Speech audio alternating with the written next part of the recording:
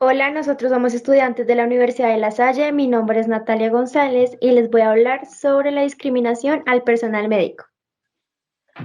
Hola, mi nombre es Juan Camilo Copete y les voy a hablar acerca del aumento de la violencia intrafamiliar durante el periodo de cuarentena. Hola, mi nombre es Martín Riaño y les vengo a hablar sobre la dificultad de acceso a la educación en tiempos de cuarentena en Colombia.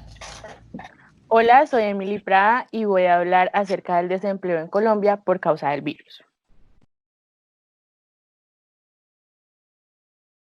Voy a explicar brevemente acerca de la discriminación que viven los médicos y el personal que se encuentra continuamente en hospitales atendiendo esta emergencia del coronavirus. Toda esta información fue extraída de diferentes artículos. Uno de ellos es publicado por el noticiero RCN. Es del día 3 de abril del presente año. Los médicos se ven afectados a diario debido a que los ciudadanos agreden de forma física y verbal al personal médico y se ven en la obligación de denunciar este tipo de actos, ya que los fuerzan a bajarse de distintos medios de transporte público. Mientras unos los aplauden, otros los agreden. En otro artículo publicado por el noticiero de Caracol el día 30 de marzo, afirman que en la ciudad de Cali un médico fue agredido. Expone que los vecinos del edificio donde vivía le dijeron que se fuera de ahí, ya que lo consideraban como una fuente de contagio. Además, el noticiero Uno Colombia publicó el 28 de marzo un artículo y la emisión sobre los médicos que se lamentan sobre su situación al no tener todos los materiales y los implementos para atender a las personas con coronavirus y piden ayuda para que les brinden este tipo de herramientas. En cuanto a una estrategia importante y eficiente que ha proporcionado la plataforma de transporte privado Didi, ha decidido donar viajes exclusivamente para el personal médico, y es precisamente para que ellos no se sientan agredidos. Más estrategias así deberían ser proporcionadas por el gobierno. Esta información fue extraída del periódico El Tiempo, publicado el 2 de abril del 2020.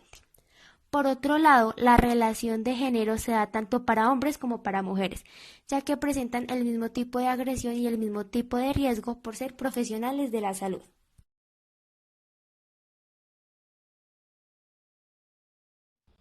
El gobierno nacional anunció que durante el periodo del aislamiento por causa del COVID-19 se ha incrementado en un 142% en el número de llamadas a la línea 155 para reportar hechos asociados a la violencia intrafamiliar.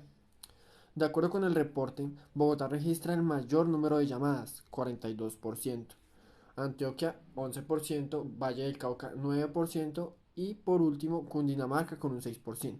De la misma forma, los departamentos que experimentaron los mayores aumentos de llamadas en el 2020 respecto con el mismo periodo durante el 2019 fueron Sucre, Caquetá, Bolívar, Meta y Atlántico. Además, se indicó que en el periodo comprendido entre el 25 de marzo y el 11 de abril, los equipos psicojurídicos de la línea 155 atendieron 1.674 reportes de violencia intrafamiliar, lo que significa cerca de 982 casos más que los 692 registrados en el mismo periodo del 2019. Como les había comentado anteriormente, vengo a hablar de un artículo del día 21 de abril del diario El Espectador, escrito por Julián Samperro, en el que menciona la desigualdad existente para el acceso a la educación en tiempos de cuarentena. Se tiene que tener en cuenta que el 48% de los hogares en el país no cuenta con conectividad a Internet. En las cabeceras, el 63% dispone de conexión a las redes, mientras que en la ruralidad prácticamente no existe, ya que tan solo el 1% de los hogares cuenta con Internet fijo o móvil. Adicionalmente al problema de Internet hay que contar con computador para cada uno de los distintos miembros del hogar. Según el Ministerio de las TIC, por cada 100 colombianos solo hay 7,6 computadores. A pesar de que el gobierno nacional entregó a los colegios públicos 2 millones de computadores, solo 700.000 tienen el material que los estudiantes pueden consultar sin necesidad de tener acceso a Internet.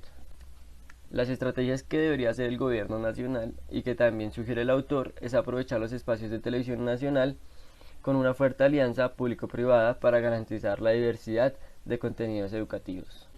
En los lugares rurales, la radio podría ser muy importante en la formación educativa de los niños que se encuentran en sus casas. La radio podría tener una función esencial en la formación de los padres que estarían al cuidado de sus hijos mientras dure la cuarentena. Con estas estrategias podríamos mejorar el acceso a la educación en tiempos de cuarentena, en un país que históricamente ha tenido la dificultad de que sus jóvenes tengan acceso a educación y que en estos tiempos se ve mucho más evidenciada.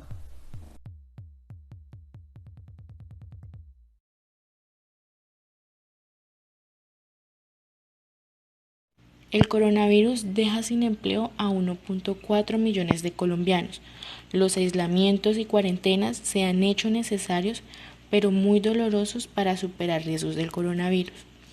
Pero asimismo empezaron a pasar factura a las empresas y a la economía.